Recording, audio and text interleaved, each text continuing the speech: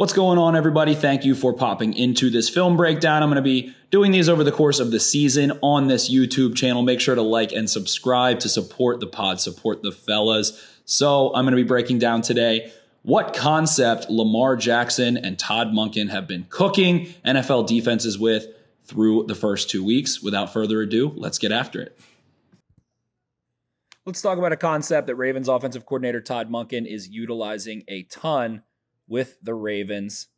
Coming up through the college ranks, slot fades have been super popular. So we're just going to see Zay Flowers run that slot fade, the number 2. We're going to see the number 1, Odell Beckham, run a quick hitch. We see Rashad Bateman come in motion. We see the motion identifier here as a man travels. It looks like it might be man coverage. Now we see this safety start to change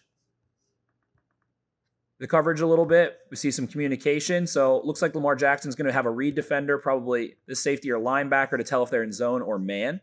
His eyes go there. He might just know already. We see the Texans end up with a 5 underneath. 1, 2, 3, 4, 5. Cover 2.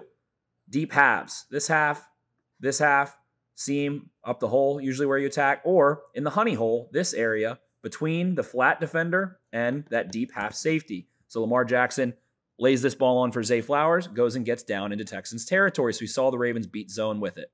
Now let's go watch them get a more man look against the Bengals. So now the Ravens come out in empty. They have Gus Edwards as the number 1. They have Devin Duvernay as the 2 and Mark Andrews as the 3 to the field side. We're going to see Zay Flowers is going to run a slot fade. We're going to see Bateman's going to run the sit. We're going to see, it's kind of called a Vegas when it's in a 2x2, but this is empty. So kind of like a Vegas plus. I don't know what they call it exactly, but we'll see Devin Duvernay run the slot fade. Lamar Jackson puts the ball on. You run the slot fade because you can get a favorable matchup. You can pick your matchups. Again, we see Zay Flowers and Devin Duvernay both running it. Jackson opts to move the safety left and throw the ball right, probably thinking, hey, that safety knows they ran it against Zay Flowers last week. Incompletion, great ball from Jackson. Duvernay almost makes a crazy one-handed catch, but can't quite. So kind of worked, just couldn't quite bring it in. Good coverage. Let's jump ahead to later on this drive. The Ravens are going to run, again, slot fade. Now out of a 3x1, we see the 2 men, Justice Hill, Rashad Bateman over here, isolated as the on-ball receiver, the split end. And now we're going to see Andrews sit. We're going to see Zay Flowers sit, the 1 and the 3. And then we're going to see Nelson Agholor go get that same matchup. Look at that inside release he takes to keep that defender neutral, knowing that he's going to take that speed release once he gets out of it to the sideline, gets wide, and then puts his head down, gets as vertical as he can, starts to track the ball so smoothly for a touchdown.